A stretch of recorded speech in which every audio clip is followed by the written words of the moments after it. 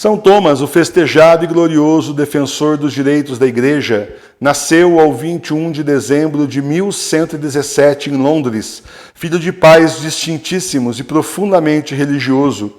Bem cedo frequentou a escola dos cônegos regulares para depois continuar os estudos em Londres e Oxford.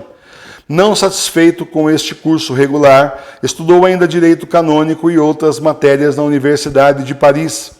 Como estudante, não se desviou nem por 1 milímetro do caminho reto, honrado sempre a fina educação que recebera na casa paterna. Leal e franco era Thomas, inimigo fidalgal da mentira. Muito acertada foi a escolha real, nomeando a Thomas chanceler do reino.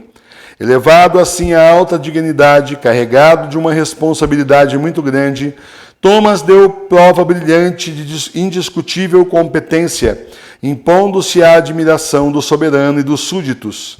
Assim corriam as coisas ao contento de todos, até que um dia Thomas foi eleito para ocupar a sede arquiepiscopal de Canterbury, que vagara pela morte de Teobaldo. O próprio rei foi o primeiro que o propôs para este elevado e espinhoso cargo, e persistiu nessa ideia, apesar das graves ponderações que o chanceler fazia, prevenindo-o da luta inevitável que havia de romper entre o poder temporal e espiritual, havendo ele de defender os direitos da Igreja, como arcebispo, contra as arrogâncias e injustiças da coroa. Então aqui está faltando o seguinte: São Thomas, quando era jovem, ele na verdade era amigo do rei. Foi criado meio junto ali com o rei, que seria rei depois, né? Que é justamente aqui, agora faltou o nome, mas vai aparecer mais para frente. E então eles aproveitavam a vida, eram jovens e aproveitavam a vida. Até que um dia ele já era chanceler, né? Ele então, apesar de toda a educação, apesar de toda a sua cultura, todo o seu conhecimento, e espantava as pessoas que o conheciam, ia visitar aí outros países representando o rei. As pessoas diziam: puxa vida, se o chanceler é assim, imagine o rei. Ficavam assim espantadas com a cultura. Mas ele levava uma vida no mundo. E um dia ele se sentiu chamado por Deus a servir a igreja. É justamente aí que então ele vai para a igreja e é ordenado num dia padre e no dia seguinte bispo. E então, tendo essa vaga aqui para arcebispo, o próprio rei, conhecendo a ilibada, né, reputação dele, via que ele era uma pessoa correta, então o colocou lá, indicou, né, dentro da igreja como arcebispo. Talvez imaginando que, como amigo dele, uma pessoa boa, mas amigo do rei, o que ele fizesse, assim, o rei, assim, o arcebispo assinaria embaixo, São Thomas assinaria embaixo. Não foi assim que aconteceu. Um caráter como o de Thomas Becket não conhece deslealdade. Estando-lhe nas mãos os interesses da igreja, era certo que os defenderia a todo transe. E assim aconteceu. A luta começou, por assim dizer, com o dia da sagração do arcebispo. Motivou-a a pretensão do rei de caber-lhe jurisdição sobre os eclesiásticos. O rei queria mandar na igreja, São Thomas não aceitou. Thomas se opôs energicamente à ação da coroa, fazendo valer os direitos da mitra. Ao lado do rei se viam elementos que, da energia e franqueza do arcebispo, tinham que recear medidas desagradáveis. Intrigas e calúnias aliaram-se à campanha movida contra a autoridade eclesiástica. O rei tomou medidas tão vexatórias que Thomas teve que procurar asilo na França, onde se achava então o Papa. A este explicou a situação aflitiva da igreja na Inglaterra e pediu exoneração do cargo de arcebispo. O Papa não só lhe aprovou a conduta, como muito elogiou a firmeza que mostrara na defesa dos direitos de arcebispo. O pedido de demissão então não teve deferimento. Thomas retirou-se para a solidão do convento dos cistercienses em Potignar, entregando-se a exercícios de religião.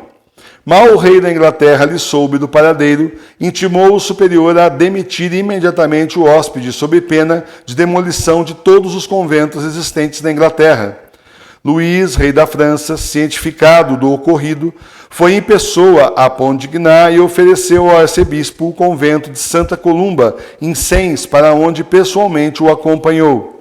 Depois de 6 anos de desterro, pôde voltar para a Inglaterra graças aos bons préstimos do rei da França junto ao rei da Inglaterra. Foi decretada uma paz assim que na verdade é uma paz assim tênue. Então vamos parar a discussão, vamos parar a guerra, acabou. Mas São Thomas sabia que isso não ia durar. A paz estava longe ainda. Embora Henrique tivesse procurado o prelado em Sens, embora tivesse havido reconciliação entre os dois, os inimigos de Thomas novamente conseguiram indispor o rei contra o arcebispo. Esta indisposição tomou formas tão declaradas que não era mais possível um bom entendimento. Por infelicidade do soberano, este, num momento de maior irritação, deixou escapar esta frase: não há no reino homem nenhum que me livre deste bispo? Aduladores que apanharam este desastroso desabafo sem mais esperar por outra ordem, só no intuito de agradar a majestade e merecer-lhe as graças, partiram imediatamente para Canterbury, resolvidos a matar o arcebispo. Este se achava na igreja, onde o clero cantava as vésperas. Os sacerdotes, tendo conhecimento da chegada dos homens e receando qualquer ato de violência, quiseram cerrar as portas do templo. Thomas, porém, opôs-se e disse: a igreja não é nenhuma fortaleza que a defesa se levante. Se querem minha vida, estou pronto a entregá-la, pelo bem da igreja. O bando entrou na igreja, adiantou-se até o presbitério, e um deles perguntou em alta voz: onde está Thomas, o traidor da pátria? O arcebispo respondeu: aqui estou, não sou traidor da pátria, mas sacerdote de Deus, pronto a derramar meu sangue por Deus e pela igreja. Em nome de Deus, ordeno-vos que nada de mal pratiqueis contra os meus. O tempo que vivi, defendi a igreja sempre que havia oprimida. Sentir-me-ei feliz, sim, morrendo, eu lhe voltar a paz e a liberdade. Ditas essas palavras, ajoelhou-se aos pés do altar, recomendou a alma a Deus, a Maria Santíssima, a São Dionísio, aos padroeiros. Muito tempo os assassinos não lhe concederam para fazer devoção. Um deles desembainhou a espada e, com um golpe formidável, vibrado contra a cabeça do prelado, partiu-a no meio. Os degraus do altar e o presbitério ficaram salpicados de sangue e de massa encefálica do mártir. Da igreja, os bandidos se dirigiram ao palácio do arcebispo, onde praticaram atos de vandalismo. O clero tomou o cadáver do santo e enterrou-o no meio da maior consternação. Este fato bárbaro se deu em 1170. O rei, ao ter notícia do ocorrido, caiu numa grande prostração. Não fora esta a sua intenção de praticar tão monstruoso crime, como de fato ordem nenhuma tinha dado para assassinar o arcebispo. Fez penitência pública, dirigiu-se em romaria ao túmulo do santo, andando léguas a pé e descalço.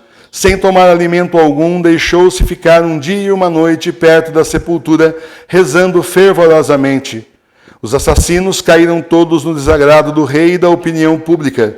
Desprezado por todos os bons elementos, tiveram de fugir. Consta, porém, que fizeram rigorosa penitência e morreram cristamente. O túmulo do santo mártir foi glorificado por muitos milagres, e o Papa Alexandre III, apenas 3 anos depois, publicou a bula de canonização de Thomas Becket. Durante 3 séculos, o túmulo de Thomas foi atrativo de milhares de romeiros. Em 1558, os reformadores profanaram o jazido do grande mártir e queimaram as santas relíquias. São Thomas Becket, rogai por nós.